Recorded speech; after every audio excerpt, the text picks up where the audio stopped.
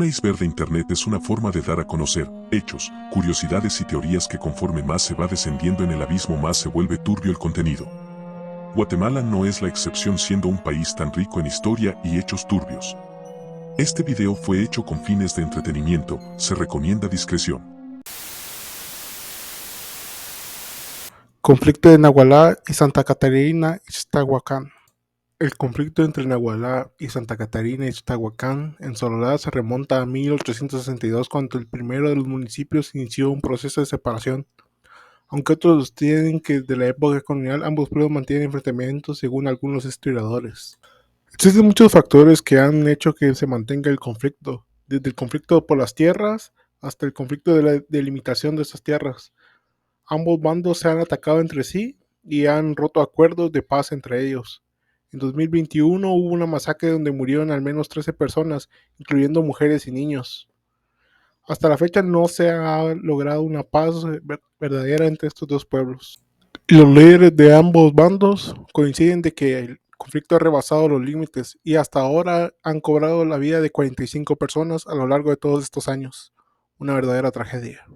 La mayor parte de reliquias mayas las poseen extranjeros. El artículo publicado en 1978 en el Boletín Antropología e Historia aborda el preocupante fenómeno del saqueo arqueológico en América, con un enfoque particular en Guatemala y sus monumentos mayas. Destaca que esta tendencia, en especial popular en Estados Unidos y Europa Occidental, no solo involucra la colección de pequeños objetos arqueológicos, sino también de monumentos de gran envergadura pertenecientes a las antiguas culturas prehispánicas.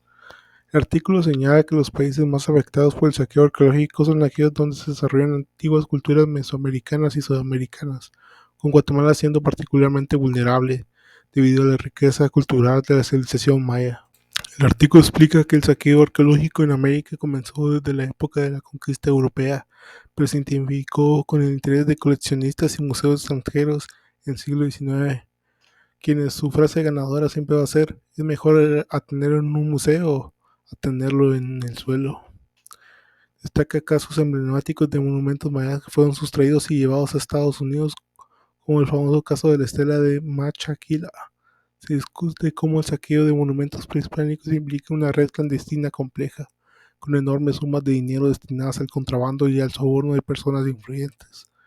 A pesar de los esfuerzos internacionales, las leyes para proteger el patrimonio arqueológico, el saqueo continúa siendo un problema muy grave. Se han mencionado tratados y convenios internacionales para la protección del patrimonio arqueológico y se subraya la necesidad de una mayor cooperación entre países para combatir el saqueo.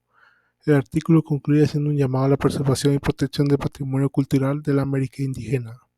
A continuación, un listado de artefactos y monumentos mayas extraídos y saqueados y una lista de museos que han contribuido al saqueo de estos mismos. Para más información, en el blog de Daniel Chapelson, link en la descripción del video en YouTube. El incendio del Congreso de 2020 fue un montaje.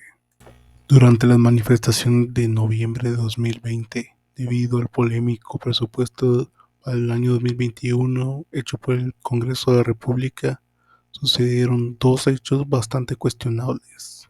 El primero de estos hechos fue la toma y quema de uno de los transurbanos de la zona, presuntamente hecho por infiltrados encapuchados, según dicen fuentes y gente que manifestó cerca de la zona. El segundo hecho fue la vandalización y quema del Congreso el 21 de noviembre de 2020. Este hecho consternó a la población y a la comunidad internacional, dando una mala imagen hacia los manifestantes. Aunque lo cierto es que estos manifestantes, quienes vandalizaron el Congreso, usaban capucha, completamente cubiertos en la cara. A continuación daré una serie de puntos que hacen que este hecho sea bastante sospechoso. Número 1. Era una manifestación pacífica y sin máscaras. Bueno, solo las mascarillas, pero eran tiempos de pandemia.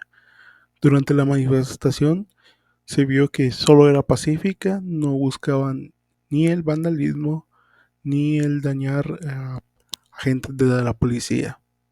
Estos marginados, aparte de usar pasamontañas y otro tipo de mascarillas para cubrir completamente su rostro, se encontraban apartados de los otros manifestantes, quienes estos no eran violentos. Estos vándalos usaban la violencia y el daño a donde iban. Curiosamente no fueron atacados por la Policía Nacional Civil. Punto 3. No había diputados ese día y los daños fueron contenidos en una pequeña sala.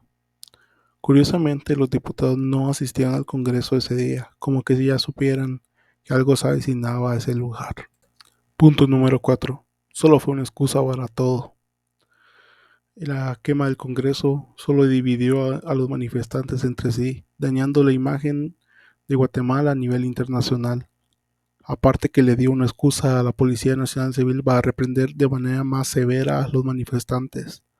Aparte demostró que los congresistas solo se dedicaron a saquear después de eso. Origen de la alerta Isabel Claudina. La alerta va a la movilización inmediata, va a localizar mujeres reportadas como desaparecidas, llamada Isabel Claudina en Guatemala, posee un origen bastante turbio. Nos cuenta la historia de Isabel y de Claudina, dos mujeres que fueron asesinadas de forma violenta en Guatemala. María Isabel Vélez, nacida en Ciudad de Guatemala en 1986, de tan solo 15 años, desapareció en diciembre de 2001. A pesar de los esfuerzos de su madre por reportar su desaparición, las autoridades no tomaron medidas inmediatas. Su cuerpo fue encontrado al día siguiente en Misco, gracias a la intervención de su madre, quien identificó el cadáver.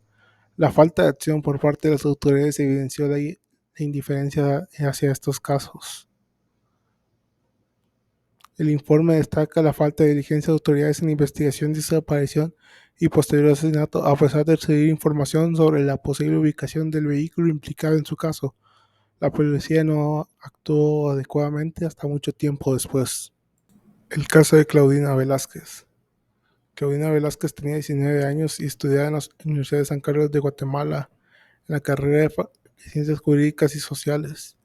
El 12 de agosto de 2005, aproximadamente a las 8:30 am, salió de su casa con su hermano rumbo a la universidad donde estudiaba.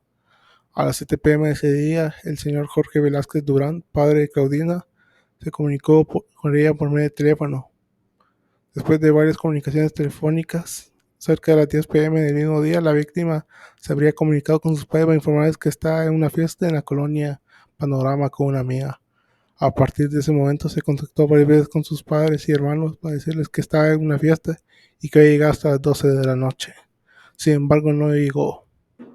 Según la versión de su amigo Pedro Julio Samayoa Moreno, quien acompañó a la víctima esa noche, alrededor de 12:30 am, Claudina Isabel abandonó la fiesta en la que se encontraba y se habría marchado sola hacia su casa. Aproximadamente a las 2 am del 13 de agosto de 2005, la madre de Julio Samayoa se presenta a la casa de los padres de Claudina para indagar acerca del paradero de su hijo, ya que un amigo de este le había dicho que andaba con Claudina.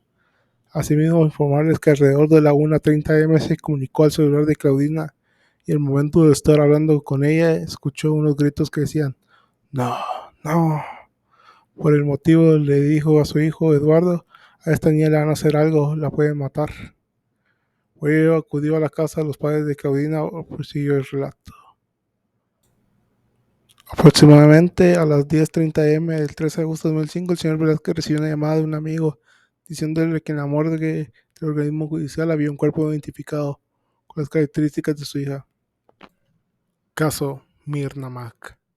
El caso de Mirna Mac Chang es un ejemplo emblemático de violación de los derechos humanos en Guatemala.